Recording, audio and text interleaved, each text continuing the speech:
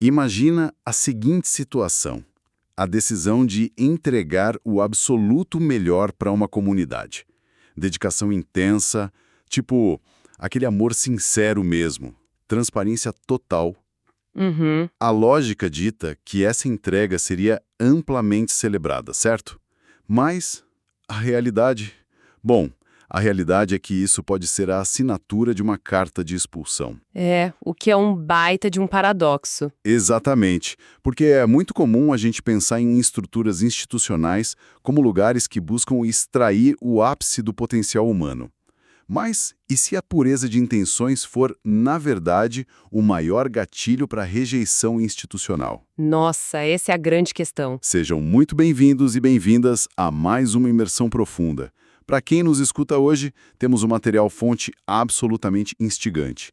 É um texto do presbítero Marcos Benedito que se chama Quando o Amor Verdadeiro Começa a Incomodar. Um título forte, né? Muito forte. E a nossa missão, nessa análise detalhada hoje, é destrinchar esse paradoxo fascinante. Aquele momento exato em que viver de forma autêntica, demonstrar afeto genuíno, deixa de ser visto como uma virtude e passa a ser lido como uma ameaça letal dentro de uma estrutura. E antes da gente mergulhar fundo nas engrenagens desse paradoxo, acho que é fundamental a gente estabelecer a nossa lente de análise aqui. Claro, manda bala. O texto que a gente está examinando tem indiscutivelmente um viés religioso e teológico bem claro. Ele usa muita linguagem bíblica, conceitos de fé cristã para construir o argumento. O tempo todo. Mas, para quem está acompanhando a gente, é crucial ressaltar que o nosso objetivo aqui não é endossar ou tomar partido de visões religiosas específicas, sabe? Nós vamos analisar de forma totalmente neutra e objetiva os argumentos do autor. Exato. Focar na mecânica da coisa. Isso. Focar na fascinante dinâmica humana, social e institucional que o texto descreve. Porque essa mecânica de poder, de inveja, de rejeição que ele mapeia, bom, isso transcende e muito as paredes de qualquer templo religioso. Com toda certeza, o comportamento humano segue padrões muito universais, então vamos desvendar isso. Vamos lá. Para aclimatar quem está nos ouvindo a essa ideia, pensem naquela dinâmica clássica do mundo corporativo. Sabe aquela pessoa que se dedica de corpo e alma? Sei bem. Aquela que trabalha com paixão genuína pelo projeto. Isso. A pessoa que tenta inovar para o bem de toda a equipe. E aí, do nada, essa pessoa passa a ser vista como uma ameaça gigantesca para a gerência intermediária. E o mais louco é que ela não fez nada de errado, né? Exato. Ela não quebrou nenhuma regra técnica, não cometeu nenhuma infração. Simplesmente a autenticidade incontrolável dela quebra aquele protocolo não escrito de mediocridade, sabe? Ou a velha política de aparências do escritório. É a ameaça do não estratégico. Perfeito. E essa quebra de protocolo leva a gente direto para o primeiro grande pilar do material de hoje, que é como o afeto puramente desinteressado causa uma estranheza profunda. O autor afirma que a inconveniência de certas pessoas não nasce de uma rebeldia, tipo uma rebeldia adolescente ou de falta de respeito à autoridade. Não é sobre insubordinação. Exato. Nasce de algo muito mais subversivo, que nas palavras do texto é a decisão de viver o evangelho de maneira verdadeira. E ele cita João 13, versículo 35, para ilustrar esse amor ensinado por Jesus. Um amor que revela a presença de Deus, e é bem aí que os conflitos começam. O que é fascinante aqui, se a gente parar para analisar, é a desconstrução da própria palavra inconveniente. Como assim? Bom, na nossa sociedade, a gente associa a inconveniência a quem faz barulho na hora errada, a quem causa desordem proposital, né, o cara chato da reunião. É o cara chato da reunião. Exato. Mas o argumento do texto redefine isso por completo. A inconveniência, nesse contexto que o autor traz, é a própria pureza. O indivíduo vira um problema sistêmico quando começa a amar sem pedir absolutamente nada em troca. Nossa, isso é muito profundo. E ele dá exemplos práticos disso, né? Dá exemplos bem viscerais. O abraço sincero, aquele carinho pelos pares que não carrega segundas intenções. É um amor que o autor categoriza pelo que ele não é. Como assim, pelo que não é? Tipo, não é um amor político, não é estratégico, não é teatral. É uma afeição que simplesmente existe por existir. E olha, Aqui é que o negócio fica muito interessante. Por quê? Porque vamos pensar bem. Não seria totalmente lógico que uma comunidade que é, na teoria, fundamentada na premissa do amor, abraçasse exatamente esse tipo de comportamento? Na teoria, sim. Seria o cenário ideal. Pois é. Por que um abraço sincero ou uma palavra de afeto puro vira um alerta vermelho, um sinal de perigo, em vez de ser o maior indicativo de sucesso daquela comunidade? É a grande contradição, né? Demais. Parece um contrassenso absoluto, que a ferramenta principal da instituição seja justamente o motivo do pânico geral. Olha, parece um contrassenso se a gente olhar só para a fachada da instituição. Mas faz todo o sentido do mundo quando a gente analisa a anatomia de como se mantém o poder. Explica mais sobre isso. É que instituições, lideranças, hierarquias, e aí não importa se são religiosas, corporativas ou políticas, elas frequentemente operam na base de transações. Ah, o toma lá da cá. Exatamente. É uma economia invisível de favores, de alinhamentos políticos, de dívidas de gratidão. Sabe aquele esquema de eu te apoio hoje para você me promover amanhã? Total. Todo mundo conhece alguém que joga esse jogo. Pois é. E aí, quando alguém surge nesse ecossistema agindo movido por um afeto puramente desinteressado, essa pessoa vira um enigma perigoso. Um glitch na Matrix. Perfeito, um glitch. As ações dessa pessoa ficam ilegíveis para o sistema. A lógica da liderança é tipo, se eu não sei o que essa pessoa quer em troca do abraço e da dedicação dela, eu não sei como controlar essa pessoa. Nossa, isso faz muito sentido. O afeto não estratégico assusta porque não dá para ser mapeado. Exato. Ele escapa das métricas de manipulação que a estrutura usa para se manter em pé. A pureza não tem preço. Não dá para comprar com cargo, com título.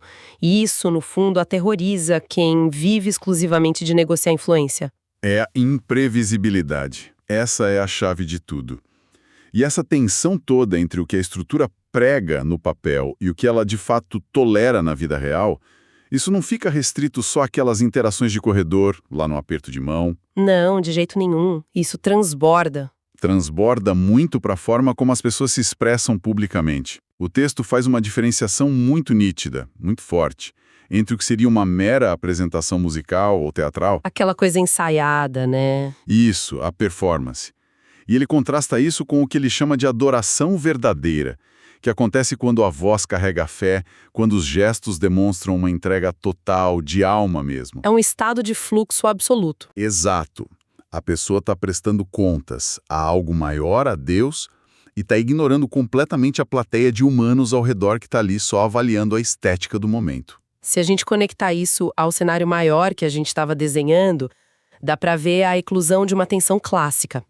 Aquela briga entre o decoro institucional e a expressão crua e autêntica. E o autor usa uma história muito visual para ilustrar isso, né? Usa sim. Ele resgata um exemplo histórico e bíblico muito forte. Ele cita um momento no livro de 2 Samuel em que o rei Davi está saltando e dançando diante do Senhor, num estado de total vulnerabilidade. O cara perdeu o ego completamente ali. Totalmente. E enquanto ele tem esse momento de entrega visceral, a esposa dele, Mical, observa a cena de longe de uma janela, e o texto diz que ela o desprezou no coração dela. Uma janela. Olha o distanciamento aí. Religiosa, que a Mical representa muito bem nessa analogia, é fria, calculada e, o mais importante de tudo, é gerenciável. E a entrega autêntica não é nada disso. Não mesmo. A conclusão do autor é que a espiritualidade verdadeira sempre vai incomodar quem constrói a vida inteira em cima da aparência estética. É uma imagem muito poderosa essa da janela. A instituição sempre ali, observando de cima, encastelada, julgando a intensidade de quem está lá embaixo na rua, vivendo o negócio de verdade. É bem essa dinâmica. Sabe o que isso me lembra muito? É como ir a um show de música ao vivo. Ah, me conta dessa analogia. Imagina a cena. Você está no meio de uma multidão e tem uma única pessoa dançando de olhos fechados, suada, sentindo cada nota vibrar no peito, totalmente entregue à música. Vivendo o momento. Isso. Enquanto isso, todo o resto do público ao redor está parado, estático, só segurando o celular para o alto, preocupado em gravar a apresentação com um ângulo perfeito para postar depois. Nossa, o retrato da nossa época. E aí, quem está de fora, quem está operando com a lógica do decoro e da estética, olha para a pessoa dançando e acha que ela é estranha. a exagerada da noite. Mas na real, Na real, ela é a única ali que está experimentando a essência da música de verdade. O resto está só documentando a casca do momento. é uma analogia perfeita. E o ponto crucial é que essa autenticidade intensa, ela atrai olhares tortos da janela da liderança, claro, mas atrai seguidores orgânicos na rua, inevitavelmente. Precisamente. E é bem nesse ponto que a dinâmica social entra em combustão, sabe? Como assim? O texto argumenta que a comunidade ao redor não é cega. As pessoas percebem muito claramente quem não tem duas caras. Quem é de verdade? Isso.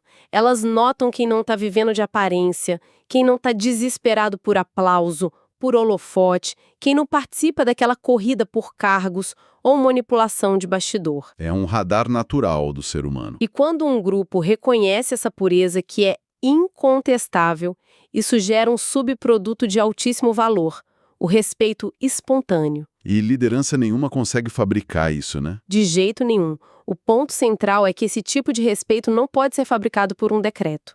Não pode ser imposto só porque a pessoa tem um crachá de líder. Ele brota de forma orgânica. É a física básica da dinâmica social. Quanto mais brilhante é a luz da autenticidade de alguém, mais dura fica a sombra projetada naqueles que vivem de artifícios. E é aí que entra um conceito muito forte que o autor traz. Esse respeito orgânico desperta o que ele chama de vírus da inveja espiritual. Inveja espiritual? Ele chega a citar Mateus, capítulo 27, né? Onde fala que Jesus foi entregue por inveja. Exatamente. A raiz do problema muitas vezes é puramente a inveja. E o que me fascina é que o texto não fica só no campo das ideias abstratas, sabe? Ele mapeia a anatomia dessa exclusão passo a passo. É o manual de como a estrutura se defende. Sim, ele descreve como um processo invisível, muito gradual. Quase como um sistema imunológico institucional tentando expelir um corpo estranho. E começa de forma muito sutil, né? Muito sutil. Começa com aquelas perguntinhas sussurradas em reuniões fechadas da liderança. Tipo, por que as pessoas gostam tanto de fulano? Ou por que a oração dessa pessoa toca tanto as outras? Exato. Porque a comunidade procura essa pessoa para desabafar e não a gente, que somos os líderes oficiais. E essas perguntas sussurradas são, na verdade, o puro medo disfarçado de curiosidade. Nossa, total. A partir dessa constatação de que eles estão perdendo influência, a instituição entra em modo de defesa tática. O sinal de alerta toca forte. Toca. E aí, depois dessas perguntas de bastidor, começam a surgir aquelas críticas abertas a pequenos comportamentos. Em seguida, eles aplicam o que a gente pode chamar de limitação tática. Que na prática é o quê? O silenciamento. Exatamente. Na prática, significa que a pessoa do nada deixa de ser chamada para falar, os espaços de atuação vão sendo retirados sutilmente. É um silenciamento bem brando no começo. Vão cortando o microfone aos poucos. Isso. E depois vem os afastamentos deliberados. A pessoa é deixada de fora das tomadas de decisão até culminar no golpe final. Que é a exclusão higienizada. A exclusão higienizada. Perfeito. O autor até cita as frases que a liderança usa nesse momento. E, cara, dá até arrepio pela familiaridade. Frases do tipo, seu ciclo aqui acabou. Isso. Ou a clássica, talvez seja melhor você procurar outra igreja ou outro lugar que se alinhe mais com seu perfil. E tem um toque de mestre na hipocrisia descrita aí, que é a oferta da cartinha de recomendação. A carta de recomendação. Para lavar as mãos. Exato. Eles criam a ilusão de que o problema era só uma incompatibilidade de perfil da pessoa, quando, na verdade, a raiz da ruptura era a total intolerância da estrutura àquela verdade, aquela entrega que a pessoa exalava. Isso levanta uma questão muito importante que acho que o autor mapeou perfeitamente. É a diferença brutal entre autoridade delegada e autoridade orgânica. Sim, é uma distinção cirúrgica que ele faz. O choque violento entre essas duas forças. Porque a liderança tem o quê? Os cargos, o poder formal. Eles têm a chave do prédio, né? Eles têm autoridade delegada. Mas a pessoa autêntica, através daquele amor genuíno e não estratégico que a gente falou, ela conquistou a autoridade orgânica. Ela tem o coração das pessoas. E quando a liderança percebe que o crachá não manda no respeito interno da comunidade, é desesperada de manter o monopólio da influência. Eles precisam amputar o membro que está evidenciando a superficialidade dos líderes. Então, a grande pergunta que fica martelando na minha cabeça com tudo isso, a liderança age assim por pura maldade consciente? É uma boa pergunta. Tipo, será que eles sentam uma sala escura e ficam planejando ativamente como destruir alguém que brilha muito? Ou é só uma necessidade crua, quase animal, de manter o controle? Olha, a leitura atenta do texto sugere fortemente que se trata muito mais de um mecanismo de sobrevivência. É uma reação imunológica de um sistema que está doente. Não é um vilão de desenho animado pensando em maldades. Não necessariamente. Na maioria das vezes, é só a preservação cega de um status quo que só consegue sobreviver no raso. Que loucura. Mas sabe qual é o grande trunfo desse material, pra mim? O quê? É o que acontece depois da exclusão. Ah, sim. Porque uma vez que a pessoa se vê do lado de fora da porta com a carta de referência na mão, o autor não deixa a narrativa terminar com aquele gosto amargo de derrota, né? Pelo contrário, ele recusa essa narrativa de vitimismo. Ele pega essa exclusão, que é dolorosíssima, e eleva o negócio conectando a um padrão histórico de proporções épicas. É um reenquadramento psicológico genial. E como ele faz isso? É uma virada de chave brutal no texto. O argumento passa a ser de que essa história de rejeição não é uma anomalia moderna. Não é tipo, que azar cair no grupo errado. Não, é um ciclo contínuo. Que se repete há milênios. O autor evoca uma lista pesada de precedentes bíblicos para provar que a presença de uma luz verdadeira atrai o amor de alguns, mas uma inveja cortante de outros. Ele começa com José, não é? Isso. José, que foi odiado e vendido pelos próprios irmãos lá no livro de Gênesis. E não era só uma briga de família por atenção. O propósito genuíno do José representava uma ameaça, uma quebra violenta na hierarquia de poder daquela família. Exatamente. O propósito autêntico sempre ameaça a ordem estabelecida. E ao revisitar a figura de Davi, que a gente já mencionou antes com a história da Mícal... A história com o rei Saul, né? Isso. O texto aprofunda ainda mais o mecanismo dessa rejeição. Quando o povo começou a reconhecer a coragem e a liderança de Davi organicamente, o rei Saul foi consumido por um ciúme paralisante, ao ponto de caçar o cara. De tentar matar ele. Exato. E a gente precisa entender a causa real aqui. Saul não estava só com inveja do carisma pessoal do Davi. Tinha a questão do poder. Total. Saul era o representante máximo da autoridade delegada. Ele percebeu que o título de rei dele seria estruturalmente inútil se a nação inteira decidisse seguir o Davi com o coração. Nossa, é um pânico estrutural disfarçado de fúria pessoal. É brilhante. O padrão emerge com uma clareza absoluta no texto. O reconhecimento orgânico de alguém gera a fúria automática da autoridade estabelecida que se sente obsoleta. E o texto expande isso para a figura máxima do cristianismo, que é o próprio Jesus. O autor cita lá no livro de Marcos que Jesus incomodava de forma profunda os líderes da época porque o povo admirava a doutrina dele. Jesus falava com uma autoridade real, direta. Isso. Ele tocava as pessoas contornando todo aquele sistema burocrático, aquele pedágio que os líderes tinham construído para controlar o acesso a Deus. E o autor também menciona Jeremias, que foi rejeitado violentamente, e Paulo, que enfrentou várias prisões. Todos eles seguiram esse mesmo padrão de bater de frente com a estrutura, sendo apenas autênticos. E o argumento central que amarra todos esses exemplos é de uma força colossal. O texto adverte, citando Mateus 16 e Isaías 45, que tentar parar essa pessoa autêntica é tentar parar o agir do próprio Criador. É o aviso de não contender com o Criador. Exatamente. É inútil. A estrutura de poder pode sim bater a porta na sua cara. Eles podem tomar o seu crachá, tirar o seu cargo, apagar seu nome dos registros oficiais da instituição. Mas eles jamais podem retirar a unção, a essência íntima. E por que não podem? Porque não foram eles que deram essa validação em primeiro lugar. O agir de Deus não depende do carimbo humano. Olha, o que a gente está presenciando nessa argumentação final do autor é a entrega de uma ferramenta muito poderosa de resiliência psicológica. Com certeza. Ele muda tudo. Ele pega o trauma agudo da rejeição, aquela dor super real de ser empurrado para fora de um grupo de pertencimento, e ele inverte completamente a polaridade desse evento. O que eles chamam de demissão. O autor traduz como a mais alta validação divina. É como se ele dissesse: a instituição mesquinha te rotulou como inadequado. Parabéns, Deus acabou de validar o seu caminho. É uma virada de perspectiva espetacular. E o texto também funciona como um alerta sombrio para as lideranças, sabe? De que quem luta contra Deus acaba caindo. Exato. O texto avisa que quem luta contra esse agir orgânico e verdadeiro entra, inevitavelmente, num processo de queda espiritual e moral.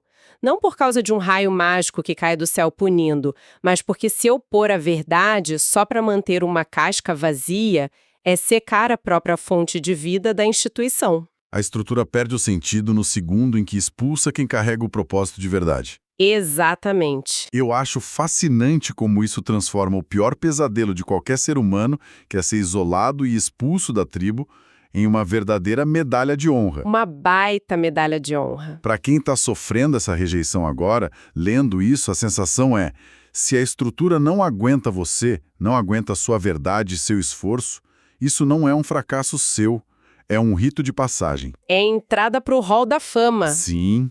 Você acaba de entrar para o mesmo time de figuras históricas milenares que também foram consideradas perigosas demais por serem reais demais. É uma inversão que cura a ferida do ego quase que na hora. Para sintetizar essa nossa jornada riquíssima pelas fontes de hoje, a gente começou com a premissa de que o simples ato de amar genuinamente, de doar afeto verdadeiro, tem o poder de desestabilizar por completo uma estrutura fundamentada em aparências, né? O paradoxo do afeto não estratégico. Isso. Vimos como a autenticidade atrai o respeito espontâneo da comunidade e como esse respeito orgânico gera um terror imediato na liderança formal. Despertando aquele vírus da inveja institucional. Exato, o que resulta naquela exclusão sistemática que a gente detalhou. Mas a mensagem final que ressoa de tudo isso não é de ódio, não é um chamado para destruir o sistema. É uma mensagem de resiliência pacífica, né? O autor cita Mateus 5, versículo 11. Sim. O verdadeiro portador de um propósito continua sua caminhada sem carregar o peso do rancor, mesmo diante da injustiça. Para quem está limitado pela visão da instituição, aquela porta fechada parece ser o fim do mundo. Mas sob essa ótica histórica e espiritual que o texto propõe, é só o começo de uma nova história, livre das amarras da hipocrisia. Se a força maior, se Deus é por nós, quem será contra nós? Romanos 8:31, que o autor usa para fechar. A oposição humana vira só um detalhe relevante.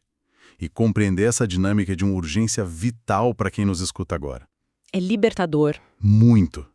Porque, pensem bem, independentemente da crença pessoal de cada um, ou da afiliação religiosa, ou até da ausência total dela, a dor profunda de tentar injetar paixão genuína, verdade e excelência num sistema rígido E acabar sendo punido por isso? e acabar punido exatamente por ter tido sucesso nisso. Essa é uma experiência humana devastadora e super universal. Acontece em todo lugar. Acontece numa grande empresa corporativa, num círculo de amigos antigos, numa associação acadêmica e, lógico, numa comunidade de fé. A análise desse material serve como um escudo protetor mesmo. Um lembrete de que a rejeição não define o seu valor. Jamais define o valor intrínseco de ninguém, principalmente quando vem de uma instituição adoecida. Na grande maioria das vezes, ser convidado a se retirar é só a prova irrefutável de que o indivíduo cresceu além do teto que aquela caixa apertada conseguia suportar. E com base em tudo isso que a gente dissecou hoje sobre essa reação quase alérgica e defensiva das hierarquias diante da verdadeira autenticidade, acho que fica uma pergunta muito provocativa para a nossa audiência continuar refletindo. Manda essa provocação para a gente fechar. Será que é sequer possível existir, no longo prazo, uma instituição humana que consiga, de fato, abrigar, nutrir e institucionalizar a pureza e o amor desinteressado sem tentar, eventualmente, domesticar e controlar isso? É uma sinuca de bico. Ou será que a própria natureza de qualquer organização de poder está fadada, mais cedo ou mais tarde, a olhar pela janela, dominada pelo medo, e se sentir mortalmente ameaçada por alguém que simplesmente decidiu dançar e viver a sua verdade de forma plena? Fica a reflexão. Muito obrigado a todo mundo que acompanhou a gente em mais essa imersão profunda. Até a próxima.